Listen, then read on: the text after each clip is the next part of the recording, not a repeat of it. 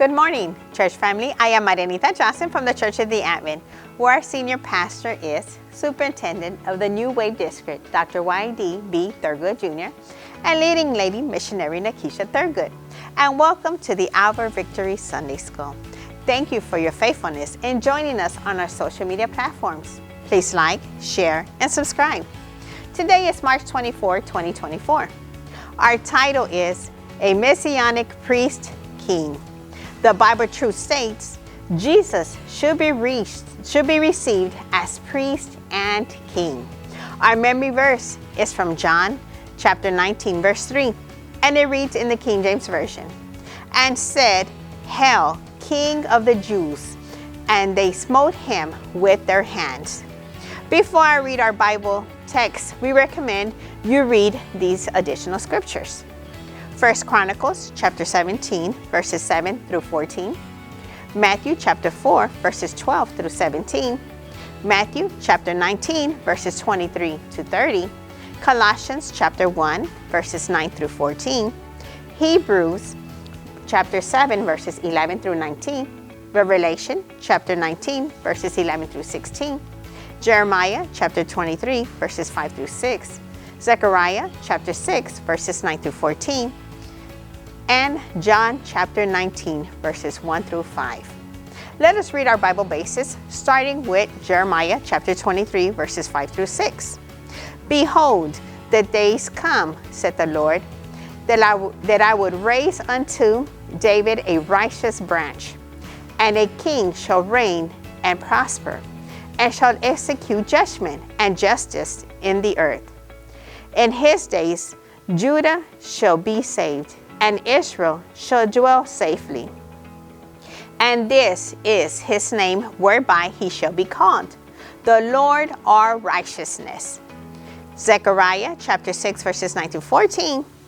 "And the word of the Lord came unto me, saying, Take of them of the captivity, even of Heldai, of Tobiah, and of Jediah, which are come from Babylon, and come thou the same day, and go into the house of Josiah, the son of Zephaniah.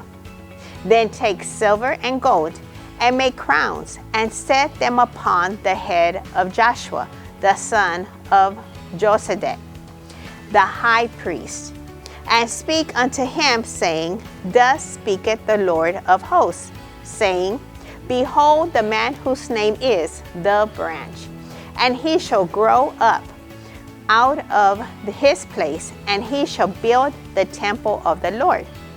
Even he shall build the temple of the Lord, and he shall bear the glory, and he shall sit and rule upon his throne. And he shall be a priest upon his throne. And the counsel of peace shall be between them both.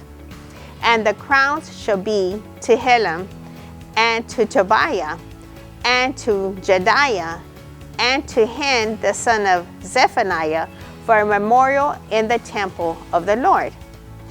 And finally, John chapter 19, verses 1 through 5.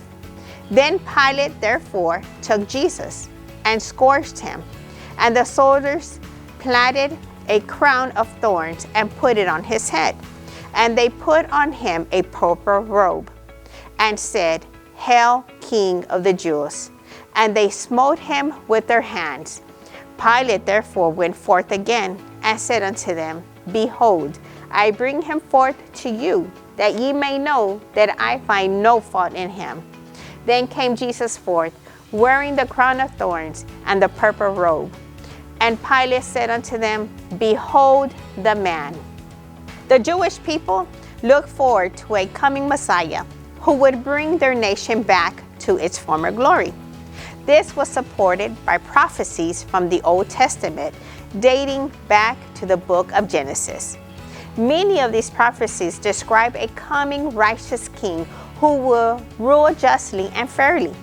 Jeremiah 23, verses 5 through 6, and Zechariah chapter 6, verses 9 through 14 are two prophecies that describe the coming Messiah as a king who will right wrongs of Israel and restore the nation to its former glory. This Messiah would come from the line of David, and he would not only be a king, but also a priest. As the Messianic priest king, Jesus is humble and lowly. These are unusual attributes for a king. It is unusual for a king to be scourged. The traditional Roman scourging consisted of being beaten with a whip.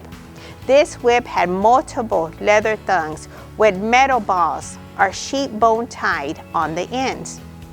After the scourging, soldiers were expected to taunt the victim, and the soldiers who beat Jesus were no exception. They put a crown of thorns and a purple robe on him as mock royal garments. They slapped him in the face to show that he was not a king and deserved no respect from them. Jesus endured humiliation in order to be the Messianic priest king, the branch who was foretold by Jeremiah, Zechariah, and Isaiah. After undergoing humiliation and suffering, Jesus was brought back to Pilate. Pilate stood Jesus before the crowd and said that he could find no fault against him. This shows how righteously Jesus acted in his suffering. He suffered unfairly and was innocent of any charges. No one could bring anything against him. Pilate had no basis for accusing him under Roman law. Jesus' crime was being himself. The Lord, our righteousness, Jesus' righteousness, is very crucial to him being a priest king. In order to perform the duty of giving sacrifice of his life for the whole world once and for all, Jesus had to be spotless and blameless. He was an innocent man who was about to die on the cross. It seems unfair, but this is the road he had to take as our Messianic priest king. Jesus could endure the suffering and humiliation because he knew the final outcome. He would fulfill the prophecies about him as the Messianic priest king who would deliver Israel. Jesus endured mistreatment and suffering in order to see God's promises come to pass. As his followers, sometimes we must go through mistreatment and suffering to see God's promises come to pass in our lives. There will be times when it feels like God is not there and what he promised will not come to pass. These are the times when we need to trust him the most. It is then we find God working behind the scenes, doing something far greater than we can understand. God's way is different than man's way. In order to get ahead and obtain what we believe is ours, the world says we must do it ourselves and let no one stand in our way. God says to trust him and endure hardship.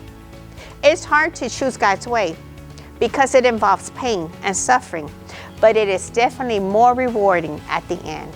We must remember to choose the way of humility and pray for patience to see God's promises come to pass. Join us next week. Our lesson is the third day. We will review the miraculous story of the resurrection, explore the possible feelings and emotions of those who discovered the empty tomb, and list ways to share the glorious gospel message in our everyday lives. To prepare for next week, read Hosea chapter 6 verses 1 through 3 and Luke chapter 24 verses 1 through 12. I want to thank you for inviting us to your home week after week. God bless you and have a blessed day.